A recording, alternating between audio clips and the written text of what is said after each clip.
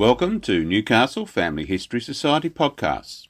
The Newcastle Family History Society, located on Awabakal land in Newcastle, New South Wales, Australia, provides support for those interested in family history. We respectfully advise Aboriginal and Torres Strait Islander peoples that this podcast contains the names of deceased Aboriginal persons.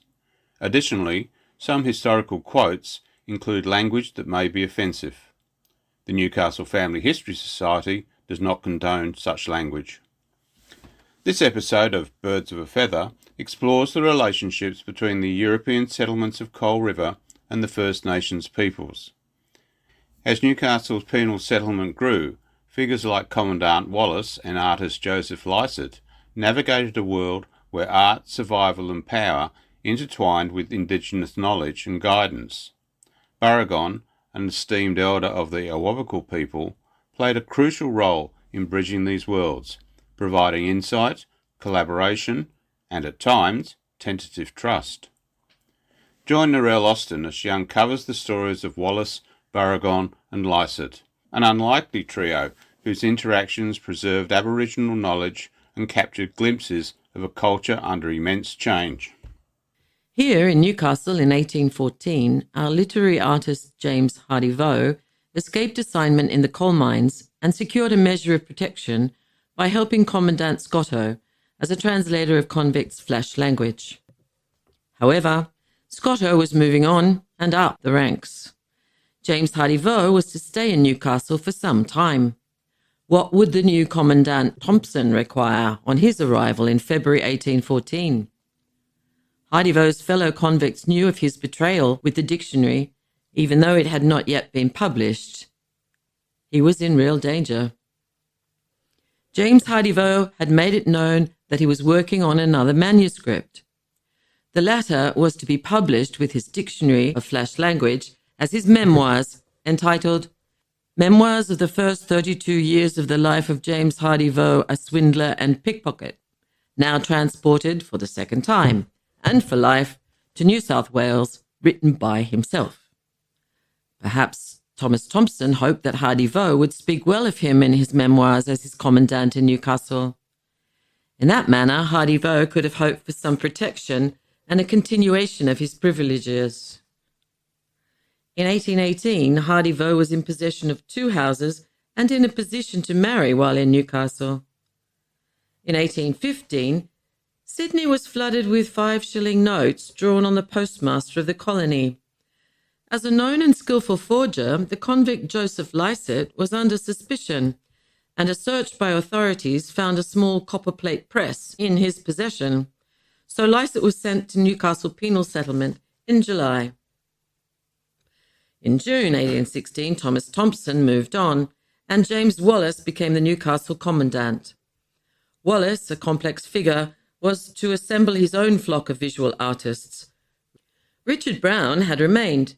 Walter Preston had arrived in Newcastle in 1814 as an engraver who had collaborated in Sydney with Absalom West, and Joseph Lycett, who was toiling in the coal mines. Walter Preston was an engraver who was found guilty of forgery and highway robbery in England in 1811 and sent to a prison hulk aptly named Retribution. In 1812, he arrived in the colony of New South Wales on the same ship as William Craig, the Guildford. He attempted to abscond from Sydney and was therefore sent to Newcastle penal settlement in December 1814. At that time, Newcastle was under the control of Commandant Thompson. Walter Preston was 37 when he was sentenced to the secondary penal settlement at Coal River. In the unrelenting heat of January, he worked in the lime-burning kilns at Newcastle, but absconded from the gang 10 months later. He was returned to Newcastle and was fortunate to be chosen by the new commandant, James Wallis, to collaborate as an engraver based on paintings by Joseph Lycett.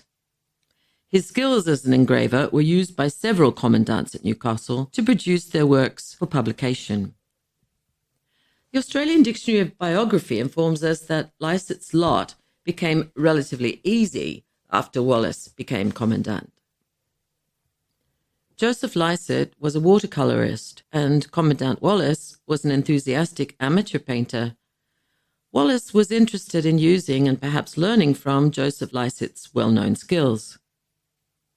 From 1816 to 1818, Commandant Wallis and Joseph Lycett collaborated on various artistic projects which were part of Wallis's ambitious building plans for the settlement. Though Lycett was not an architect, Commandant Wallis had him draw up plans for Christ Church. Lycett also painted the altarpiece and produced 3 lead-light windows, which still survive in Christ Church Cathedral today. Joseph Lycett was to be rewarded with preferential treatment and eventually an absolute pardon for his collaborative artistic work.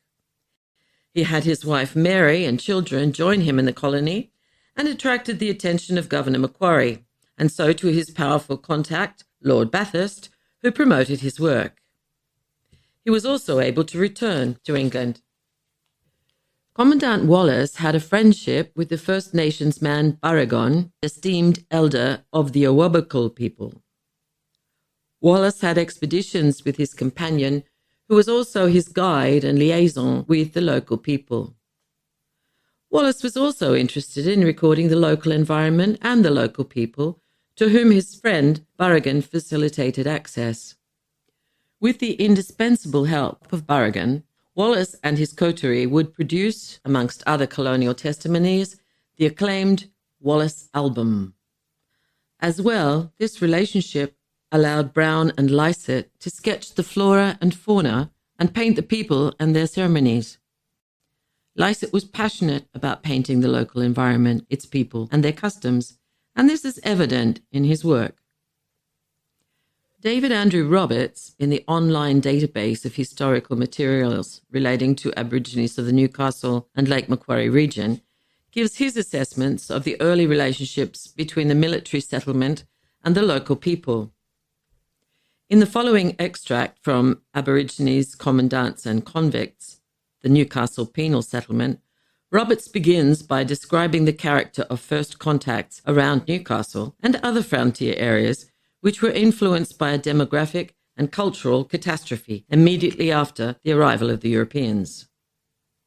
There was a devastating virgin soil outbreak of smallpox among Australian Aborigines, witnessed by the First Fleet on the shores of Sydney Harbour in 1789, which probably killed up to 1/3 of the population of the Newcastle Lake Macquarie region.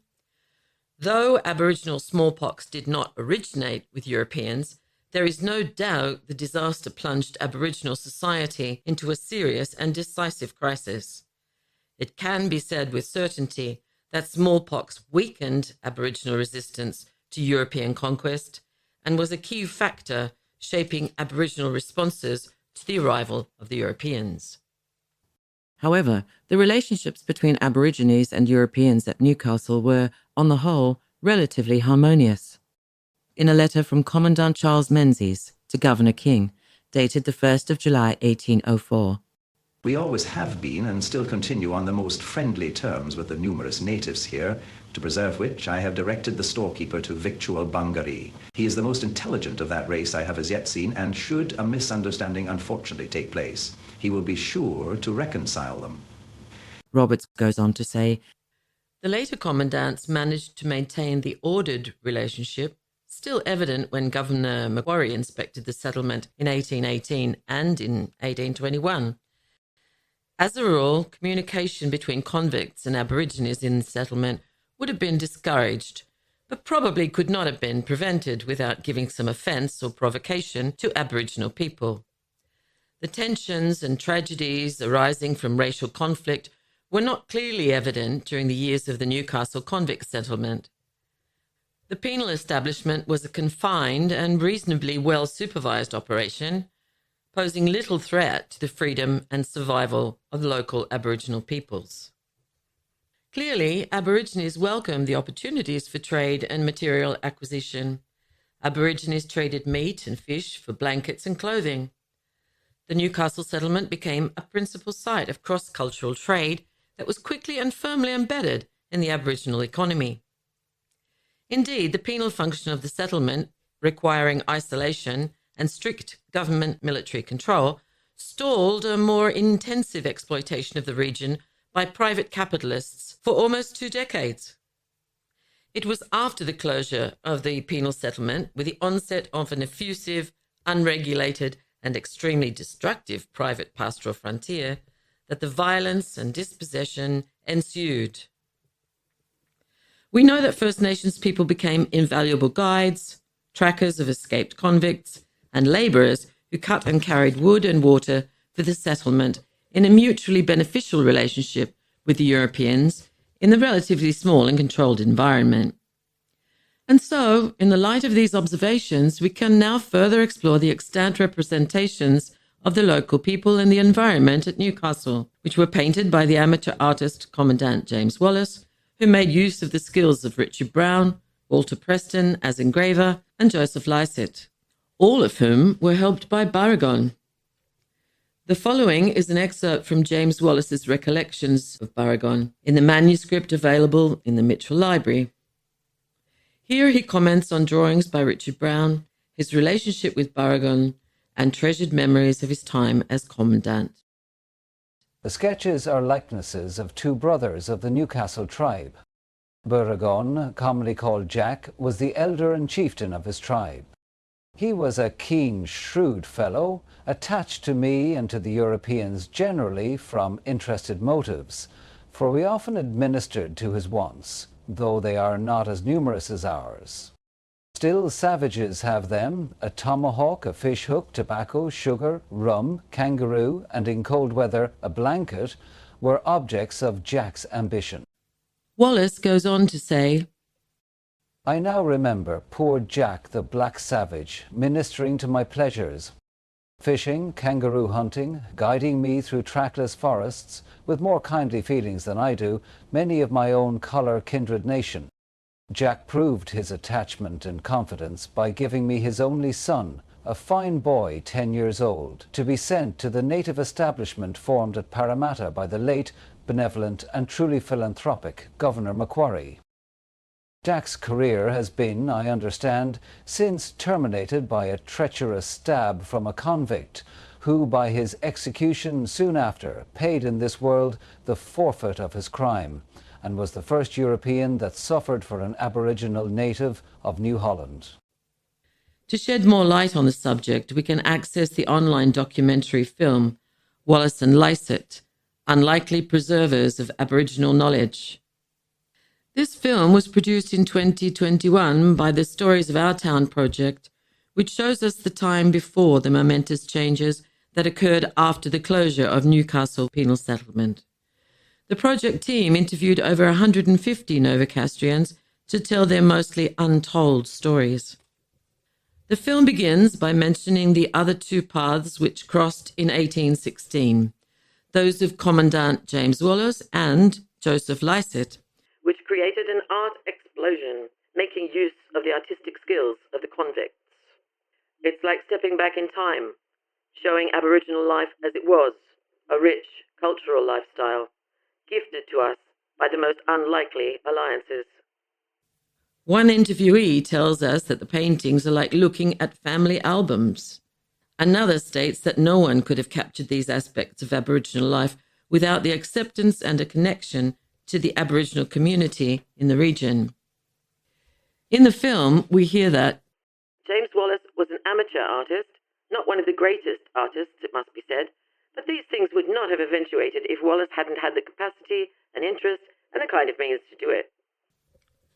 The Newcastle Art Gallery collection offers us an invaluable image of the social life of the settlement, with a scene of various hunters, Wallis and Burigon, convict helper, and dogs, returning to the settlement, with the plumes of smoke coming from the north, past Stockton, as evidence of the traditional custodians, the Warramai people's presence, and the management of the environment.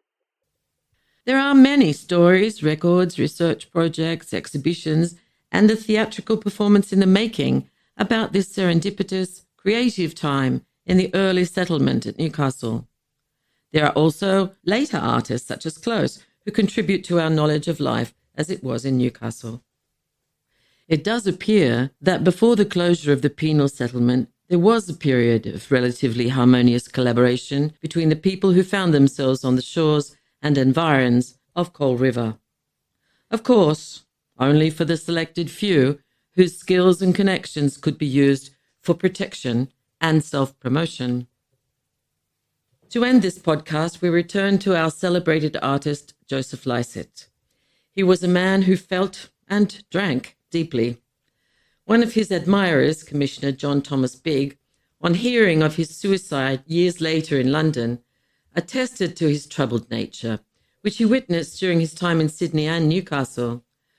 Commissioner Bigg is noted as saying that Lycett showed habits of intoxication that were fixed and incurable. The end of his life has been regretted and mourned and represented in many places. For a time, Lycett had the patronage, interest, understanding and friendship of the others who coincided with him in the hellhole of brutality, which for most was Newcastle penal settlement.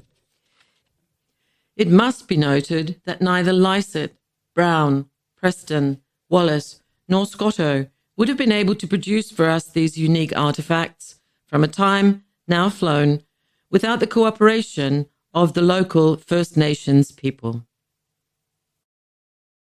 In episode 5, the last in our current series, we will explore the lives of Commandant Wallis and some other talented convicts who remained in the Coal River Penal Settlement from around 1816, as well as the prominent artists whose accomplishments we have previously explored.